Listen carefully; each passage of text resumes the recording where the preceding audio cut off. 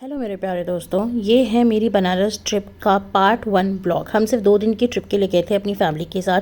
तो लखनऊ से निकल के कुछ दूर चल के हम आधे रास्ते पहुंच चुके थे बनारस के।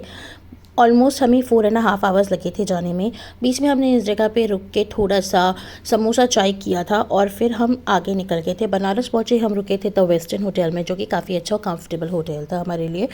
यहाँ पे आके हमें ऑलरेडी शाम के 4 तो बज ही चुके थे, तो हम बस रेडी हुए और शाम की गंगा आरती के लिए निकल पड़े। एक ही कार में ठूस के हम पहुँच गए नमो घाट। नमो घाट एक वो जगह है जहाँ से बोट राइड स्टार्ट होती है, जो आपको पूरे गंगा जी के किनारे किनारे लेके जाती है, पूरा 1 आवर 15 मिनट्स की राइड पे। और आपको 84 डिफरेंट घाट्स जो हैं बनारस के वो देखने को मिलते हैं। लास्ट घाट जो है वो है 80 घाट, जहाँ तक हम गए थे। बीच में कई सारे घाट पड़ रहे थे सुंदर सुंदर, लेकिन एक स्पेसिफिक घाट था जो कि कहलाता है मणिकर्णिका घाट। अगर आपने मूवी देखी होगी मसान विकी कौशल की, तो आप इस घाट को पहचान गए होंगे। यहाँ पे लोगों की डेथ के बाद उनकी बॉडी को लेके आते हैं उनकी लास्ट राइट्स के लिए। इस घाट की जो वाइब थी वो एकदम सडनली बहुत ही डार्क, बहुत ही नेगेटिव और बहुत ही स्कैरी सी लग रही थी। ऑनेस्टली मेरी नज़र नहीं हट पा रही थी इसके ऊपर से। ये समझ मैं आपको एक्सप्लेन नहीं कर सकती कैसा फील हो रहा था।